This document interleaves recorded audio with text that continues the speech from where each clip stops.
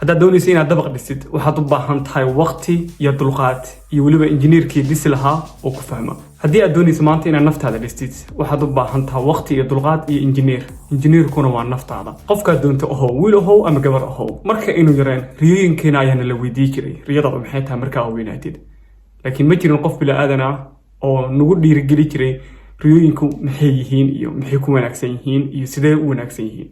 haddaba riyooyinku laba ayaa loo qaybiyaa: riyo markaasi maskaxdaada ka guuxaysa oo aad ku fikiraysid iyo riyo aad qabanaysid. haddii aad maanta meel ka shaqaynaysid iyo haddaa wax baranaysid taasi waa riyo. sababtuna waxa ay tahay wax mar walba aad qabanaysid waxa ay kugu sii hagaysaa wax kale inaad sii qabatid. haddii aad laakiin meel iska fadhisid aad waxba qabanaynin waxa yaraanaya jaaniska aad macnaha ku rumay lahayd riyooyinkaaga qaaska ah ama aad wax ku heli lahayd. haddii aad fikiraysid ee aad ka fikiraysid inaad arrin qabatid taa macnaheed waxa ay tahay inaad riyadaani riyo kale ku raadinaysid.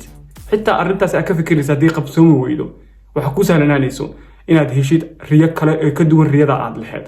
haddii aad maanta wax qabatid waxaasina ay ku hagaagi laayihiin ama aad ku qanacsaneen ama aad ku farxsaneen ama mararka qaar aad ka fikirto wixiina aad ka fikiraysa ay ku hagaagi laayihiin ha degdegin. waxaan ku xasuusinayaa wax walbo laga haayo waxbaa lagaaga haya. waxaan kula wadaagayaa sheeko yariisa oo mararka qaar haddii ay dhibaato ku soo gaarto ama wax yariis ay ku soo gaaraan in waxaasi ku soo gaaray lagaaga celinayo wax ka weyn. waxaa dhacday maalmaha ka mid ah oday iyo gabadhiisa waxay damceen inay safar aadaan. safarkii intuusan aadin maalintii iyadoo la isdiyaarinayo odaygii baa wuxuu damcay inuu bannaanka wax ka soo qabsado. bannaanka markuu aado wuu turanturooday kadibna wuu dhacay. odaygii safarkii siduu uga baaqday laakiin gabadhii ilaa weyla waxay ku adkaysatay safarkii inay aado. daqiiqada kadib waxaa loo soo sheegay in gabadhii shil ay gashay. ujeeddada sheekadu waxa ay tahay haddii maanta waxyaabaha inta qabad damacdid ay ku hagaagi laayihiin ama ay hallaabayaan mar walbaba waxaad xasuusataa waxaana lagaa celinayaa ama ku hagaagi laa in wax ka weyn lagaa qabanayo. nolosha marka la dhisayo waxay u baahan tahay aasaaskuna wuxuu u baahan yahay waqti iyo dulqaad. haddaa maanta doonaysid inaad dabaq dhistid dabaqaasi wuxuu u baahan yahay injineer iyo shaqaale. mararka qaar waxaa dhacaysa in cimiladu ay xumaato, roobku soo da'o. haddii roobku uu soo da'o shaqada way istaagaysaa. dunida aynu ku noolnahay wax walboo la dhisayo wuxuu u baahan yihiin dulqaad iyo waqti. maanta haddaad wax dhisaysid waxay doonta ha noqoto ama waxbarasho ha noqoto ama shaqo ha noqoto ama mustaqbalkaaga ha noqoto waxaad u baahan tahay waqti iyo dulqaad.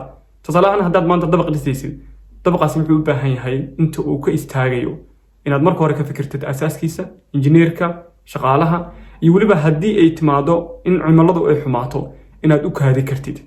dabaqoo la dhisaya hadduu roob uu soo da'o ma dhehaysid dabaqa ha la sii dhiso waayo khasaaro weyn baa ka imaanaysa.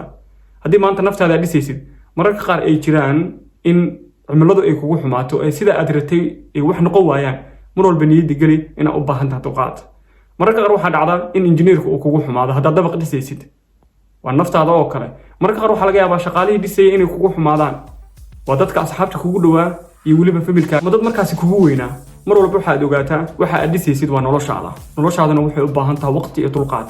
waqtigaasi dulqaadkaasi haddaa fahamtid wax walba aad ku rajo weyn tahay way ku sahlanaanaysaa inaad hadafkeeda gaartid. haddii aad ogtahay in wax la dhisa inay u baahan tahay waqti iyo dulqaad waxaa niyadda gelisaa in wax la burburinayo aysan u baahnayn waqti iyo dulqaad ee keliya u baahan tahay in wix markaasi niyadaada kusoo dhaco inaad ku dhaqaaqdid.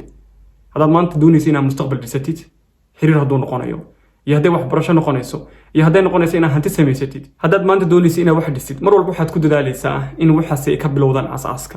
xaalad walbo aad maanta ku jirtid xaaladaas waxaa la yidhahdaa asaas. haddii aad asaaskaaga wanaajinin waxaa imaanaysaa wixii si walba aad u dhistid in ay kala daataan.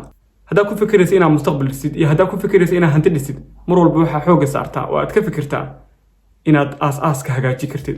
asaaskana waxaa ku hagaajinaysaa sida aad maskaxdaada u ballaarin lahayd, xog badanna ay u soo geli lahayd. xaalad walba aad maanta ku sugan tahay waxa ku dhibaya ma aha dadka ee waxa ku dhibaya waxa ay tahay sida aad u fikiraysid. waxyaabaha qaar iyagoon culeys lahayn baa laga yaabaa inaad culeys badan saartid. waxyaabaha qaar adoo ilaawi kara baa laga yaabaa inaad maanta dhan maskaxda ku haysatid sababtoo waqtiga aad kugu badan. waqtiga haddaad waxyaabo kale ku mashquulisid waxaa imaanaysa in markaasi ay kuu furanto waxyaabo kale oo naftaada muhiim u ahaa.